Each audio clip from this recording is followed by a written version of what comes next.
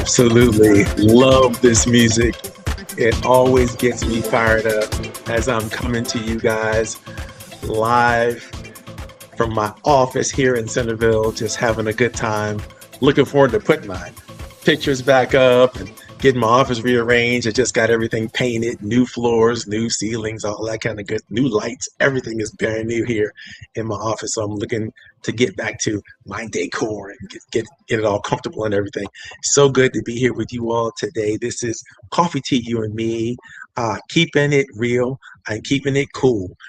With the Data Center Connection with Coach Powell Training and Development. Today, I've got a special show for you. We are launching a brand new series that's really all about making sure that we do everything that we can to help you create better collaborative community benefit agreements so that the things that you work on, if you're anywhere in the data center supply chain or literally anywhere in high tech, in where high tech meets the community, you need to know the benefit of creating these community benefit agreements and how they're implemented, how they're changed, how they're literally used to create trust and high level engagement with the workforce, with the justice community, with anybody that is, again, in the data center supply chain. That might be developers,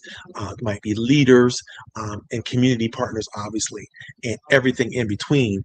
And we're going to talk about how you can begin to structure those community benefit agreements. How do you gather people together? How do you just generate the energy you need to generate to not just reverse the negative narrative that is out there in the world of data center world, but to get the community up to speed about the new developments in the data center community that's changing the game in terms of what data centers are, what they can do, and how they can benefit society in these different ways. So people ask me all the time, hey Marvin, are you pro or against data centers? I'm pro human being. let's start with that. But I do have a vested interest in making sure that the data center movement, as a human being and as a neighbor and as a leader in the community, is the data center world is being responsive to not just the human needs, but the environmental needs and how those needs impact specifically those small businesses and those small women and minority owned businesses that I care about, that I'm accountable to because I choose to be. And I think it's important because I know, and most of you know, that small businesses are the engine and the backbone of our economy. And they're super important. And anything that's involving infrastructure and infrastructure development, and how that infrastructure development is then going to empower workforce programs, and how it's going to empower education and access to education, is super important. It should be super important to you. It's definitely super important to me. And as a leader, we need to figure out how to create collaborative communities, how to work better together, and how to do it. So, by the way, we've already figured out, scientific sociology, using emotional intelligence and mindfulness and all the different tactics and strategies. We know how to maximize every element of human endeavor. We know how to do it already, but we're not necessarily good at training and developing the rest of the world to make that happen. So from an economic point of view, from a social scientist point of view, from a business leadership point of view, we're approaching this to make sure that all boats rise. Nobody wins over anyone else. So I'm not for or against any person or system or environment. And so I'm agnostic when it comes to that, but I am absolutely pro people. And I want to make sure that we're doing the best we can for the human race to thrive and function and survive and work within, so that we can get the best out of what we need to become a happier, more successful society. Okay, so having said that, I got to do a little bit of homework before I do everything here. First of all, I got to say thank you to the people that empower this moment. And one of the biggest people that empowers this moment is, quite frankly, Shoemate and Shoemate Engineering.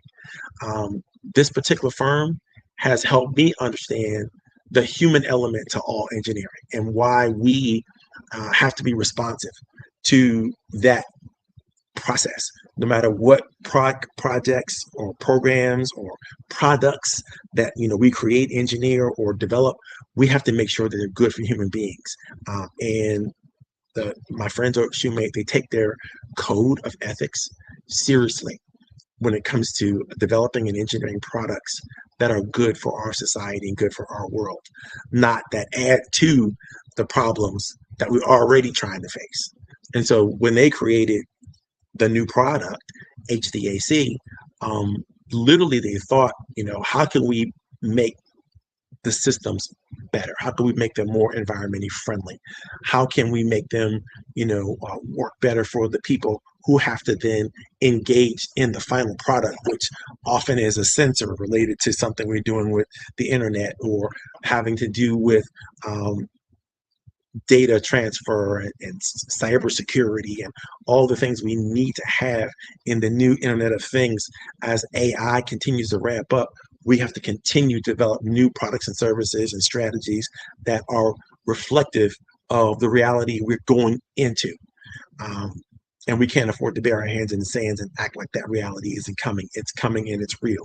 And so Shoemate is a great brand partner with Coach Power Training and Development. I love working with them, and they empower this whole series, literally, that we're working on right now. We've rebranded and retrained Coffee Tea, You and Me, and it's now Keeping It Cool for the digital environment. So we're trying to make sure that, again, we're embracing partners that help us expand and think forward into the future in terms of what needs to happen really at the intersection of humankind and technology. I also have to thank my brothers at Phi Beta Sigma. In fact, I'm really, really excited and happy that they have adopted all of the entrepreneurial ideas and business leadership things that we put in place through the Bigger and Better Business Program and through the Bigger and Better Business Program of my chapter, Theta Tau Sigma chapter.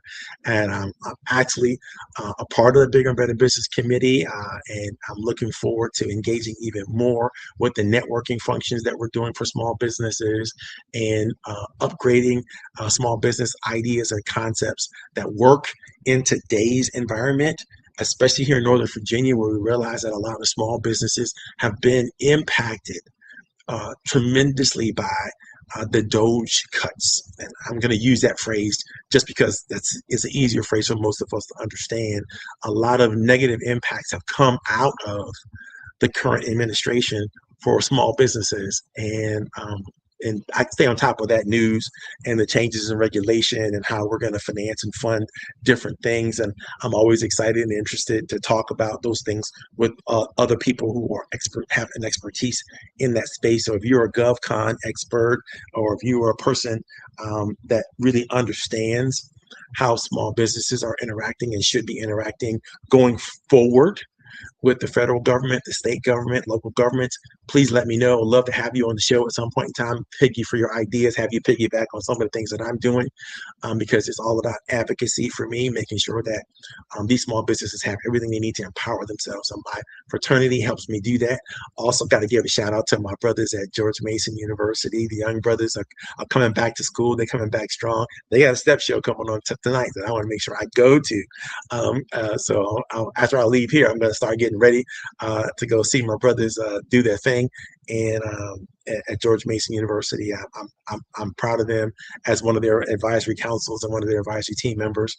I'm proud of them, and I'm proud of all of their advisors, because we're doing what we need to do to make sure that these young men have what it takes to become the leaders of the future.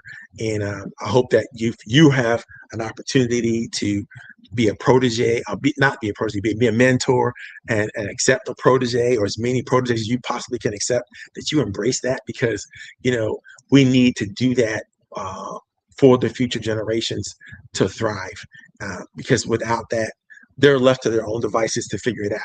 And they don't have to be left to their own devices when they have us gray hairs. I like to call myself, there's a lot of wisdom. I don't have a lot of energy anymore, but I do have a lot of wisdom. And that seems to keep growing, as time goes on. I'm sure a lot of you experience that. Okay. Before we get into the show, I want to remind you that this show is set up for entrepreneurs and business leaders of all types in every environment. Okay. So everybody can participate in listening and engaging, asking questions, leaning in any way, shape, or form. Whether you're watching this live or you're watching this later on demand, on YouTube, on Facebook, on Instagram, or LinkedIn, which is where a lot of you are watching from, I know. The chat is open for questions, responses. And so if you have a comment or you have a thought process that you want to share, feel free to do so. Also, well, I always have to say this. I know you guys are used to watching shows like this and just sort of being a voyeur, so to speak. But I want you to actively engage. I want you to tell us where you're coming from. I want you to, give amen or attaboy or whatever you need to do, thumbs up, whatever you need to do to engage with the content as we share, because I'm going to ask a lot of open-ended questions and I'm going to ask for you to respond in the chat. And again, even if you're watching this on demand, please engage. Please respond. You'd be surprised at the connections you can make by just putting the energy forward. Using your brain to interact with what we're talking about and what we're sharing. Today, we're just going to introduce the program that we're going to be doing over the next several weeks. And so I want to give you a good overview of what that's going to look like. So hopefully you can share this episode with your friends, your family, your connections. You can come on, and no matter where you're coming from, no matter where you are, we want to hear from you. We want to engage with you. And so as this episode continues to move throughout the internet, right? So just because we're doing this live right now does not mean this is the end of the game, right? I've done over 250 episodes of Coffee Tea You and Me since COVID, and I know that they have a life of their own once they're in the can, so to speak. And so don't think that you can't go back and watch other videos and you can't watch other episodes or you can't engage in other episodes, because those are still up and live and running. Wherever you found them on the internet, they're still there.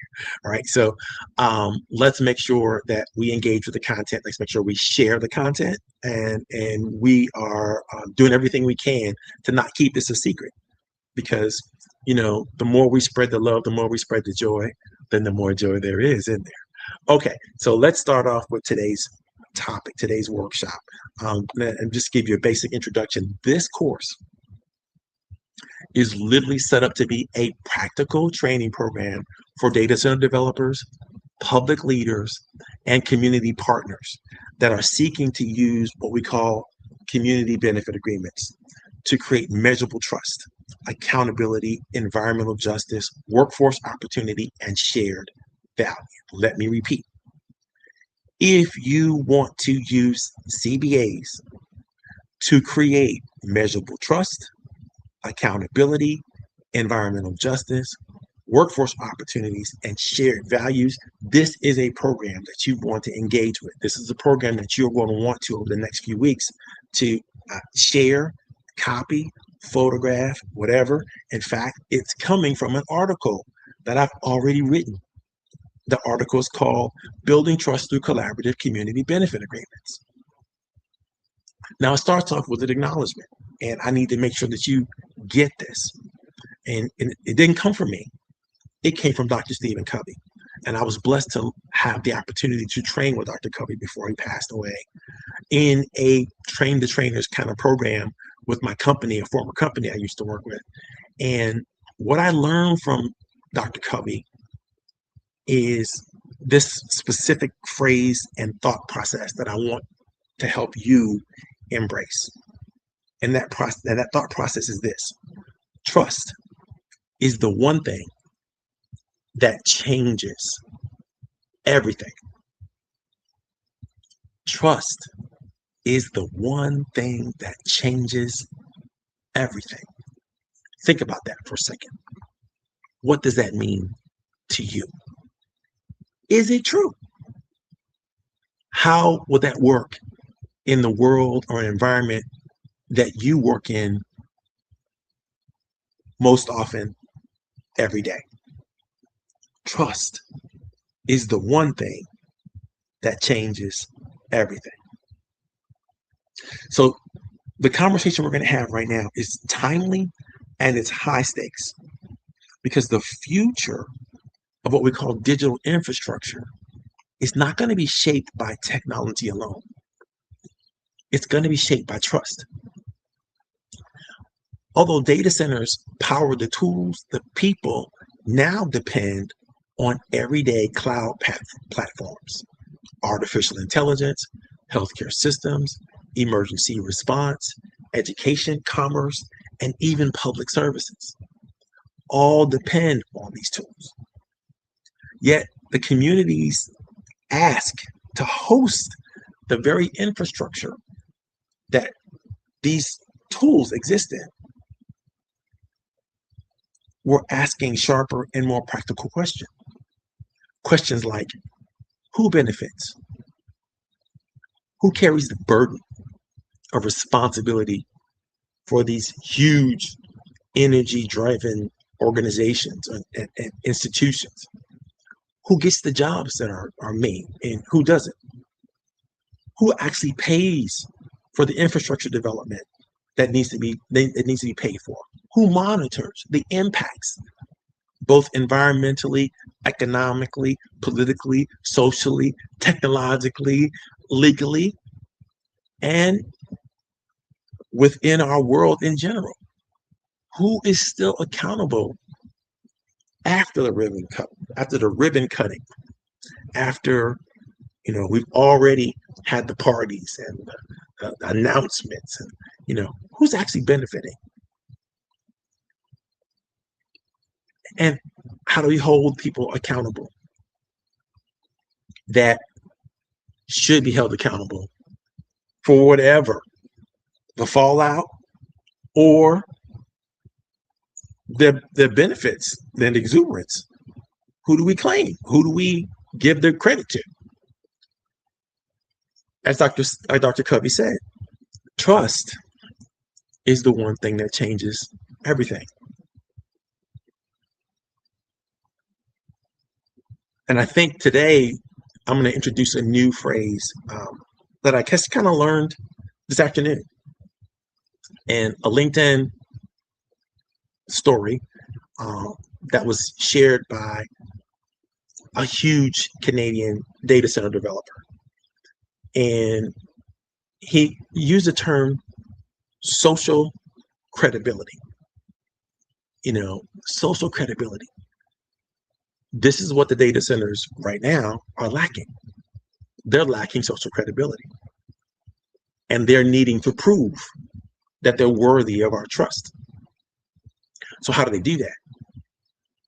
My thesis or belief before I created this article, and even more so now that I read what's going on out there this afternoon, is that great community agreements can help build that bridge between the communities and the data center environment.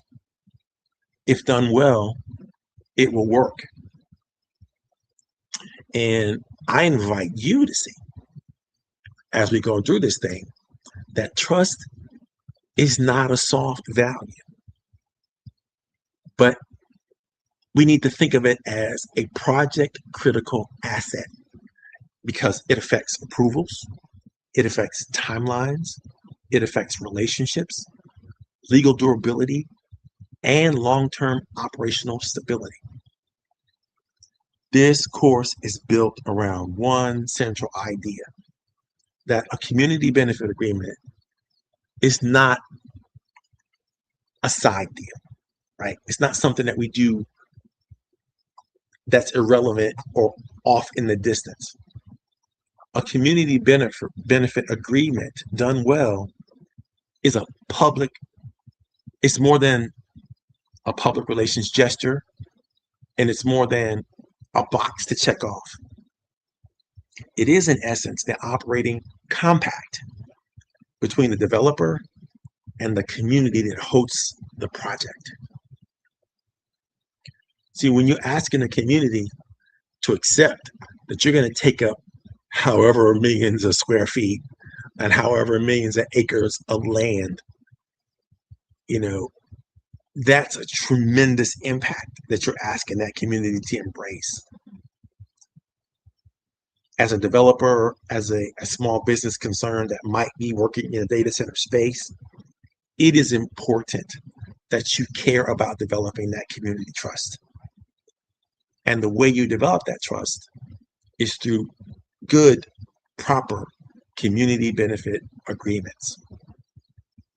Now, yes, those agreements can be handshake agreements, but they should be written, legally binding, measurable agreements.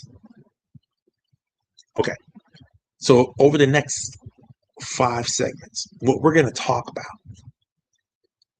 is simple. We're going to examine, 1, why public scrutiny of data centers is rising. Some of you already have a gut feel on that. We're going to go deep into why that scrutiny is rising today. Second, we're going to talk about what makes a community benefit agreement credible versus a throwaway PR gesture. Third, we're going to talk about how workforce and local hiring commitments can create real mobility into or out of a community. Fourth, we're going to get into how environmental justice and the quality of life protections can be made measurable. And finally, fifth, we're going to talk about how implementation systems turn signed promises into visible performance. So I want you to listen as I share with you ideas from developers, public leaders, advocates of all types, negotiators, and your neighbors all at once. And I want you to think about all these different hats that people wear as we learn how to collaborate and communicate across all the policies and processes and strategies that we have. And I want you to ask, not simply how do we get a project approved, but how do we build something the community can stand behind 10, 20, 30 years from now. This course is meant to be practical, interactive, and action-oriented. Each person should leave with a core understanding of a well-designed community benefit agreement, the commitments that they make, the specific, enforceable, locally relevant, and capable of transforming scrutiny into shared value programs. We want that. We want to keep, and let me repeat that so you understand what I'm saying. Your CBA should always be specific, enforceable, locally relevant, and capable of helping transform scrutiny into shared value. Basically, it should help build trust across the board. So who are the people should attend this that I want you to help me reach out to get involved, get engaged, and come up with the goods for the next couple of weeks? I want you to reach out and help me reach out to data center developers. I want to reach out to real estate development executives, local government officials. This means people that are on the planning commissions, the zoning staff, economic development leaders, permitting professionals, everybody who evaluates a data center proposal. I want to talk to the community engagement people, the public affairs people, the government relations people, the corporate and social responsibility professionals, because these people are responsible for building trust within the host communities, wherever these big energy drivers are going into or coming out of. They're important people to talk to. And then, of course, my favorite, the environmental justice advocates, right? Those sustainability officers that work sometimes for public agencies, sometimes for nonprofit organizations, the climate resilience planners and the environmental compliance professionals that focus on energy, water, emissions, noise, and the cumulative impacts of large building projects. I want to talk to the workforce development leaders. I want them involved. The community college representatives, the apprentice coordinators, the labor partners, the training providers, the building and local career pathway people. These are all important people. Then, of course, the utility representatives, those that are involved with grid planning, water, wastewater officials, infrastructure agencies that are involved in capacity planning and ratepayer protections. These are, again, extremely important people. Anybody involved in power, water, water supply, these are people that we need to have the conversations with. They need to know how to have these conversations. Then there's leaders in the community-based organizations, the neighborhood leaders, the civic associations, the faith-based organizations, and the resident advocate providers that affect communities all over the world. There's the small business development organizers. These are supplier diversity professionals, some within the Chamber of Commerce, some within local contractors that are seeking equitable procurement opportunities. Then, of course, there's legal counsels, policy advisors, compliance officers, and contract managers that are responsible for drafting, negotiating, and monitoring and enforcing all the CBA commitments. These are the people that are going to be integral to understanding and participating in this series as we go through. Again, building trust through collaborative community benefit agreements. We need the legal advisors, the tax enforcement professionals. We need all of the consultants, especially here in the Washington metropolitan area and those that are operating in Northern Virginia. Yes, yes, yes. These are people that we need to have these conversations with because they need to understand how they're going to lead their organizations, how they're going to lead their communities, how they're going to lead their clients forward into this new space as data centers are receiving pushback like never before. The first segment, and this is what we're going to talk about next week,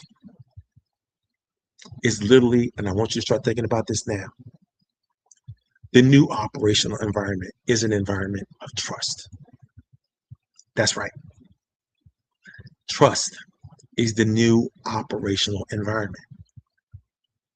We can no longer talk about trust as a mystical, magical theory. We've got to put in practice everything we know right now to develop our communities the way they need to go to be sustainable into the future.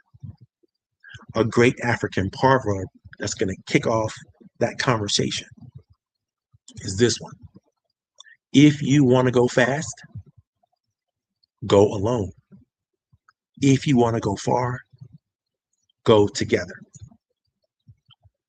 Okay, so I'm going to look out there now and see if there's anybody who is engaging with the content today. I want you to announce yourself, whether you're watching this on YouTube, LinkedIn, Instagram, or any of our publishing partners. Definitely put it in the chat where you're coming from, where you're watching from. If you have any questions about community benefit agreements, here's the place you want to ask them before we get into the series. So go ahead and put that information in the chat. If you have an announcement to make for your business that you want to share with the rest of the world, put that information in the chat, put the links in the chat, help us figure out, how we can connect and follow up and move forward with you. Again, this is a business friendly environment. So we want to make sure that if you have something that's magical, that's wonderful, that you want people to know about in your business, definitely tell us about it. Don't keep it a secret. Don't keep anything a secret from those who could benefit from it, right? And I don't want you to keep this a secret from those who could benefit from it. And I gave you a good list of people that you might want to consider sharing this content with over the next weeks. I look forward to working with you. This is Coach Powell from Coach Powell Training and Development, signing off. I had a wonderful time sharing with you, and I hope you had an equally important time. If not, yeah, give me a call. Let's talk about it. You want to make it better? Let's make it better. All right. God bless you. Have a wonderful time. And we are out.